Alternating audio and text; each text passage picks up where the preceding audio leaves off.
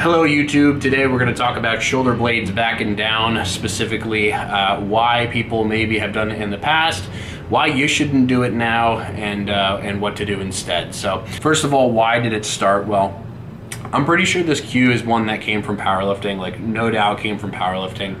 And what people did was they said, oh, okay, here's a strong person that said this thing this one time. They probably didn't know why they said it. They probably didn't know why it worked or maybe didn't work or whether it was even happening at all in the first place. But, you know, we're going to listen to this person because they're big, they're strong, they're jacked.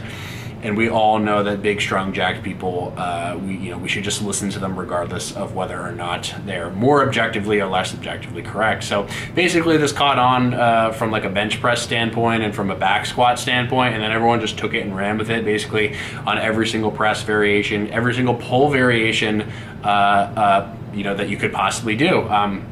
So we're going to talk about why it's problematic in a second, but just so that there is sufficient context around where this comes from a sport that, keep in mind, the goal is to literally lift as much weight from point A to point B as possible, right? The people in sport in general, they don't care about the health of their joints, they don't care about orthopedic cost, about cost of their long-term connective tissue health.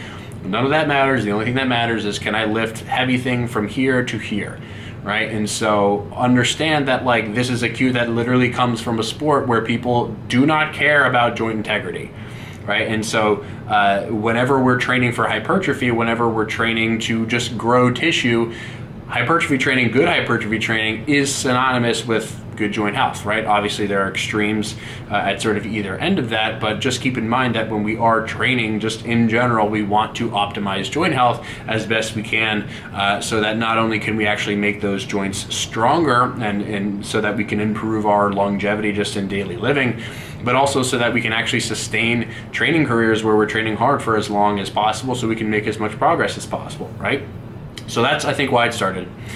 Why is it problematic? So we're going to go through some bony modeling here, but just for starters, shoulder blades are meant to move with the upper arm. So I made this funny little goofy analogy of the humerus, which is this guy, right, the upper arm sort of being analogous to Batman, and then the scapula being analogous to Robin. And that's because Batman and Robin always go together, and although the humerus and Batman tend to lead the way, the scap always follows no matter what. It just does what the humerus really wants it to do, and vice versa. So I think it's important to understand that these two things are really inseparable, and we're going to go over in a second just from the standpoint of structurally why that is, right? So from the standpoint of maybe why this cue would be problematic, it's important to remember that every single cue is really just a means to an end, right? So you should have a reason for a particular cue. You shouldn't just be using a cue because you think, that it's something else other people did. Without the context of the cue and why it was used for the individual, it's pretty much useless. But from a structural standpoint, again, we have the head of the humerus here, right? This big guy up here, and we have the scapula. Now, again, these two things exist and sort of coincide in their motion together for a specific reason. The reason is because the shoulder is a very, very mobile joint. We all know that it can move in three separate individual planes, right? It can rotate this way, it can move that way, it can move that way. It can basically move anywhere in space up to obviously certain end range limitations. But the reason that the scapula exists at all is to sort of serve as some semblance of structural support. So, in a joint that is very mobile, inherently the more mobility that a joint tends to have, the less stability, right, the less structural support that it tends to have. So something like the hip, any of you have ever seen, a cadaver model or just a bony model of a hip, the hip is incredibly, incredibly structurally supported, which is fantastic from the standpoint of being able to bear lots of load, but it's also problematic in some other ways because mobility at those joints is inherently limited, and if you need more mobility at those joints for a particular task, depending on your genetics, you might just be screwed. So anyway, from the standpoint of the shoulder, in a press, what we really want to think about is like, okay, what are the demands of a press and why might the back and down cue be problematic? Well, the first thing is that if you actually look at the muscles of the upper back that cue this or create this back motion, the rhomboids are going to be the major players in terms of fiber direction, what is most directly able to retract the shoulder blade. And the rhomboids actually sit at an angle upward like this. So they run and attach to the inner border of the scapula and actually run this way. So when you cue shoulder blades back, automatically, because the only really primary muscle that does shoulder blades back also does shoulder blades up, right, this is technically a downward rotation, but the whole motion is an elevating motion, right? The scaps actually go up, and you can see this clearly. Just do a row and row as far back as you can. Your shoulders will actually move upward a little bit as opposed to downward. So what tends to happen with people that cue shoulders back and down is they actually get neither fully down or neither fully back, right? Because those two motions are directly what you would call antagonistic, meaning opposite, right? Muscles that would pull the shoulder down or the shoulder girdle down, you know, pecs and lats obviously from over here, but low trap over here to sort of pull that back and in, right? So you have on one side of the coin, you have a back and up type motion, and on another you have a back and sort of down and in type motion. Those two motions are obviously direct opposites of each other, up and down. And so in this case, what you're just effectively doing is you're creating a situation for your nervous system to essentially just fight against. Okay, so not only are we creating a situation that is inherently unstable because of co-contraction, we're also creating a situation that's inherently unstable because of the lack of structural support that's generated. So picture this from like a top-down perspective, right? So I'm hovering above you and I'm looking down, and you know, me standing here, this is kind of the equivalent of what it would look like from the top. So that's just kind of the angle that we're looking at. When the shoulder blade goes back, the upper arm or the humerus goes with it. Okay, so when I bring my arm back this way, I'm doing a row or I'm lowering a bench press or a dumbbell press, whatever it happens to be.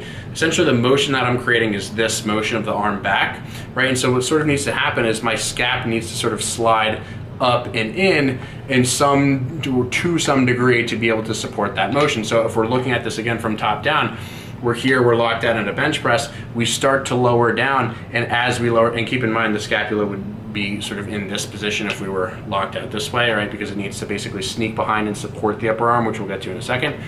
As we come back, right, that scap is going to actually move with the upper arm in this sort of a scapulohumeral rhythm type fashion, where for every degree of motion that the arm comes sort of forward and across the body, the scap is going to accommodate for that motion around the ribs. So it's almost like the scap is capable from the top down of doing this little dance, right, type motion, this motion around the ribs where it supports the humerus. And as I mentioned earlier, when the arm is forward and locked, the scapula needs to actually come around the back of the body, i.e. protract from a retracted position, right? This would be more of a retraction type motion. Picture this, you know, looking through me on this right side. Retraction would be sort of up and in. Protraction would be sort of forward and around this way.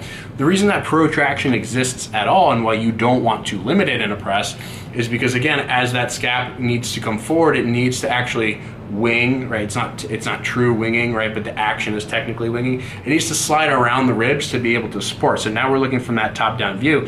If I actually try to keep my shoulder blades pinned back and down, right, what I'm essentially doing from the perspective of like the locked out position or somewhere close to it, is I'm taking the scap and I'm trying to move it this way, right? And so when you have a load that's directly pushing this arm down, this is literally the force that you're trying to create when you over retract, when you over depress, when you do any of that.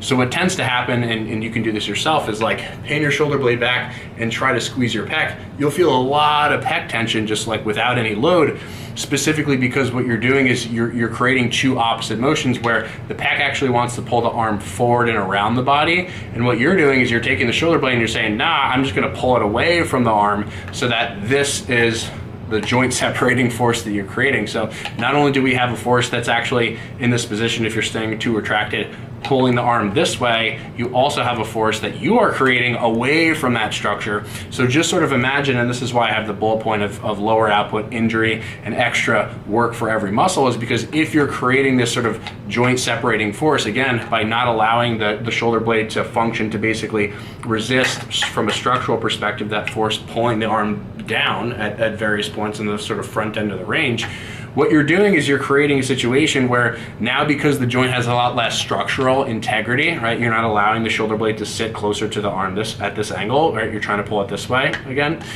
Because you have less structural support, what you're doing is you're putting your rotator cuff, you're putting your pecs, you're putting all of the muscles that support really the front side of the shoulder, right? The delts to the front delts, which would be on the clavicle over here.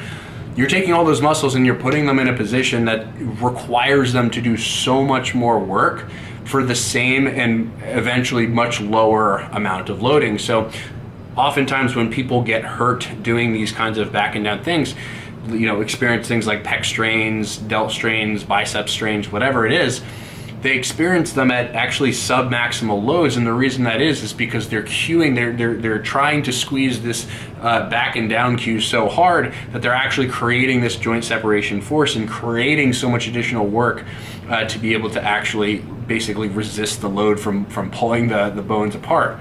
Okay, so what is the solution to this? Why shouldn't we do this? And again, what should we do instead? So the first thing is just to let the shoulder blades move. It's a little bit oversimplified of a way to put it, right? Because a lot of people, as I say in this other little bullet point here, retraining may be necessary. If you are someone who is so used to doing the whole back and down thing, especially on any pressing type motion, right? Because obviously if you're doing a row, just as rowing as far back as you can is not very problematic, right? Because your arm is not in a position where it's being, basically pulled this way, it's being pulled in the opposite direction. So in that case, when you're, again, top-down view, as you start to pull your arm, we'll say this is like the more locked position, as you start to pull back, what happens is this scap sort of comes around, right, and back, and the only force that's really acting on your arm is one that's trying to basically pull your arm forward in this way. So if it does end up getting forward, the scap just moves with it. There's no like separating type force there. So retraining may be necessary from the standpoint of you may actually have to actively use a little bit of intent to either relax the space between the shoulder blades or actively work on sort of, maybe just before you're pressing, like actually acting to get into some degree of full protraction, right, where you're keeping your sternum sort of rigid and you're actually reaching out and around the body, right, so you can kind of see maybe a little bit from behind, right, how the lat sort of stretches around when the shoulder blade comes forward and around.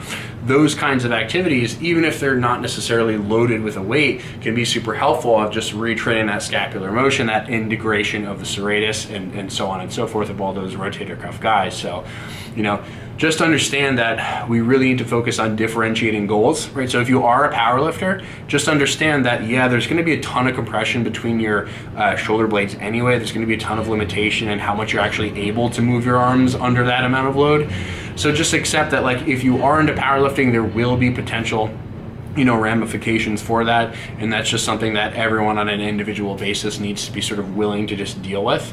But for the most part, I think that it's important that people understand this, because I don't think most people's goals are to bench as much weight as possible. Obviously depends on your particular situation, but a lot of people just want to get bigger, right? A lot of people just want to be healthy, feel good, and lift for longer and get stronger over time. So this is a great way to do it, and hopefully that clears up some of the confusion around the whole shoulder blades back and down thing.